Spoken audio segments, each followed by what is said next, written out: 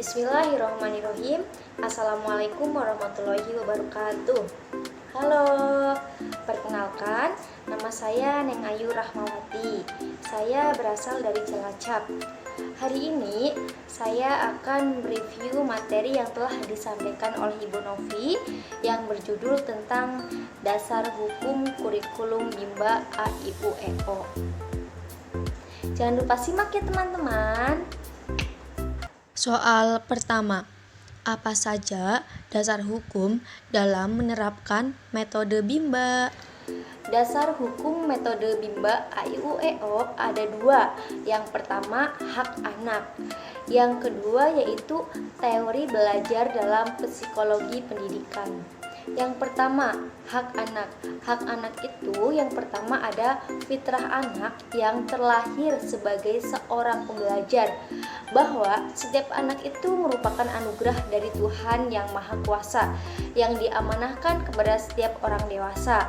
Oleh karena itu, kita sebagai orang dewasa harus memenuhi hak anak. Karena bahwasanya bimbingan minat belajar anak itu merupakan hak anak sekaligus kewajiban orang dewasa.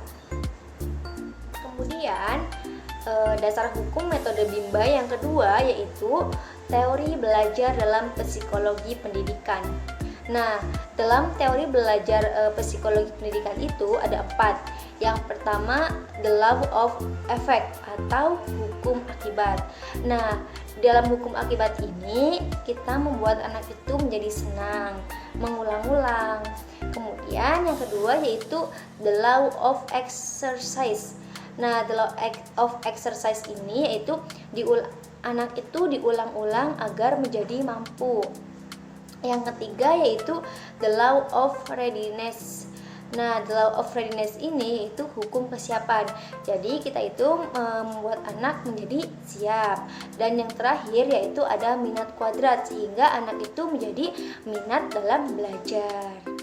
Soal kedua, apa saja metode Bimba A.I.U.E.O? Jelaskan. Metode Bimba itu ada 3. Yang pertama yaitu fun learning.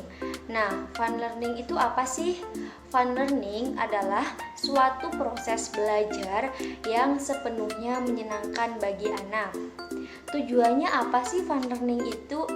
Tujuan fun learning adalah untuk menumbuhkan minat belajar anak secara intrinsik. Mengapa kita harus fun learning? Ya, karena kita itu Bimba.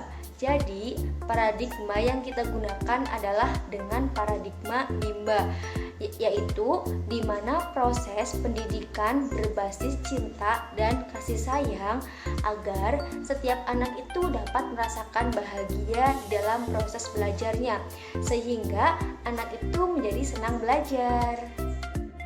Kapan sih fun learning itu harus dilakukan?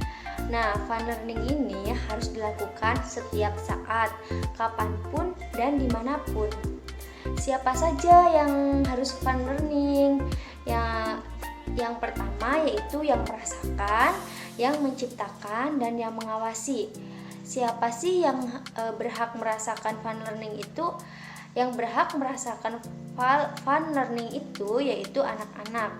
Yang menciptakan itu motivator, karena motivator itu membimbing, mengarahkan, dan memotivasi. Dan yang mengawasi itu kepala unit. Metode Bimba yang kedua yaitu small step system. Apa sih small step system? Small step system yaitu proses belajar yang dilakukan secara bertahap. Mengapa kita harus small step system? Ya, karena jika tidak bertahap, tidak akan menjadi belajar yang menyenangkan. Apa sih tujuan small step system? Tujuan small step system adalah agar proses belajarnya itu selalu menyenangkan. Metode Bimba yang ketiga yaitu individual system. Apa sih individual system itu? Individual system yaitu proses belajar yang berpusat pada anak sebagai subjek belajar. Mengapa harus individual system? Ya, karena yang pertama, tidak mungkin bertahap jika classical system. Yang kedua yaitu motivator dapat melakukan pendekatan sesuai dengan karakter dan kesukaan anak. Yang ketiga, motivator juga dapat memotivasi anak. Apa sih tujuan individual system?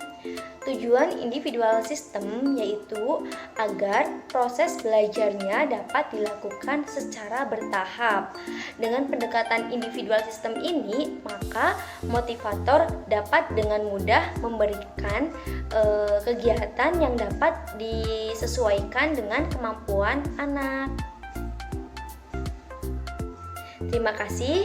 Wassalamualaikum warahmatullahi wabarakatuh.